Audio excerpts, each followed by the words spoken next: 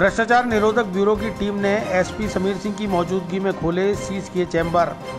घूसखोर revenue board सदस्य BL Mehrada और सुनील शर्मा के साथ ही चेयरमैन व निजी सचिवों के चैम्बर भी खोले। रेवेन्यू बोर्ड में घूस लेकर जमीनों के फैसले पक्षकारों के हक में करने वाले राजकीय प्रशासनिक सेवा के 2 अधिकारी और दलाल से लाखों रुपए की रिश्वत राशि बरामद करने और दोनों आरएएस रेवेन्यू बोर्ड सदस्यों को गिरफ्तार करने के बाद एसीबी द्वारा सोमवार को सीज किए गए चैम्बर्स को एसीबी एसपी समीर सिंह की मौजूदगी में खोलकर सर्च अभियान चलाया गया। एसीबी की टीम ने revenue board chairman doctor R Venkateswaran, सदस्य विनीता श्रीवास्तव, मनोज नाग, गिरफ्तार व सस्पेंडेड सदस्य सुनील शर्मा, बीएल मेहरडा सहित निजी सचिवों के चैम्बर को खोला और उनमें सर्च शुरू किया। एसीबी एसपी समीर सिंह ने बताया कि रेवेन्यू बोर्ड में भ्रष्टाचार का यह छोटा सा खुलासा है। बड़े खुलासे करने के लिए एसीबी को बड़ी मशक्कत करनी पड़ेगी। बोर्ड में भ्रष्टाचार का सबसे बड़ा खेल सरकारी जमीनों को खुर्द-बुर्द करने का होता है। 1.5 साल में 476 सरकारी जमीनों से जुड़े केस हारना और 141 में घूस लेना इन आरोपियों सहित कई लोगों के विरुद्ध सवाल खड़े करता है कि आखिर किस हद तक राजस्व मंडल में भ्रष्टाचार का खेल चल रहा होगा।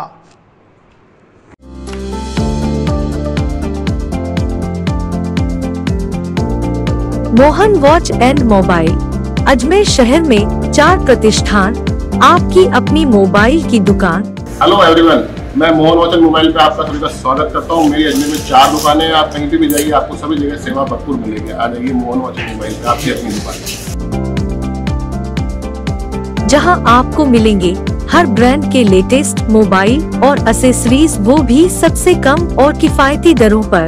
मोहन वॉच एंड मोबाइल कचहरी रोड, नसीराबाद रोड, वैशाली नगर और स्टेशन रोड अजमेर। ये जो कार्यालय परसों सीज किए गए थे, जयपुर में कार्रवाई हुई उसके पश्चात उन कार्यालयों की अब तलाशी की जा रही है। उनमें जो उनकी सर्च की जाके और फिर वो वापस जो है विभाग के अधिकारियों को सुपुर्द किए जाएंगे। किस चीज़ के कार्यालय थे और क्या किस तरह सील किया था? किस तरह से तो वो सील किए हुए हैं, हमारी टीम ने ही आके सील किए थे 7 तारीख को, और आज वो सील खोल के और जो सर्च पार्टीज़ हैं उनको वो एंटर कर रही हैं और अब सर्च लेंगी। किस तरह की बात सामने आई है? अभी तो ये तो जांच अभी तो शुरू होगी, उसके बाद ही कोई इस पर टिप्पणी हो सकती है।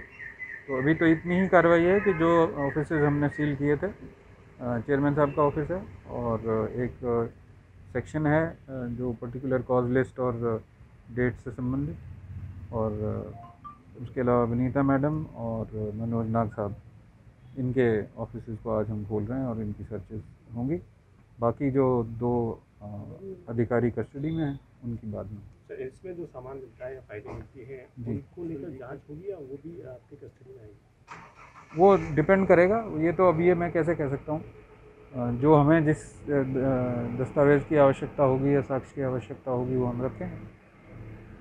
और किसी की लिप्तता आपको लगता है कि और? अभी ये तो बहुत लंबी जांच है, अभी इस बारे में कोई टिप्पणी नहीं की जा सकती। सर, जांच के दायरे में जो अधिकारी अभी हैं, इनके अलावा भी और या? वही मैं कह रहा हूँ कि अभी तो इन्वेस्टिगेशन शुरू होगा, तो जो भी साक्ष्य अभी तक एकत्रित हुआ है उसका आकलन होगा, उसके बाद ही कुछ कहा जा सकता है। क्योंकि सर ये सारे बड़े अधिकारी हैं, आरएएस स्तर के हैं, जांच के अंदर किस तरह का सहयोग कर रहे हैं सीबी को? अभी तक कोई असहयोग जैसी स्थिति नहीं है। कब तक सामने आ सकता है सर? आज अगर आप ये तो अब ये तो कहा नहीं जा सकता।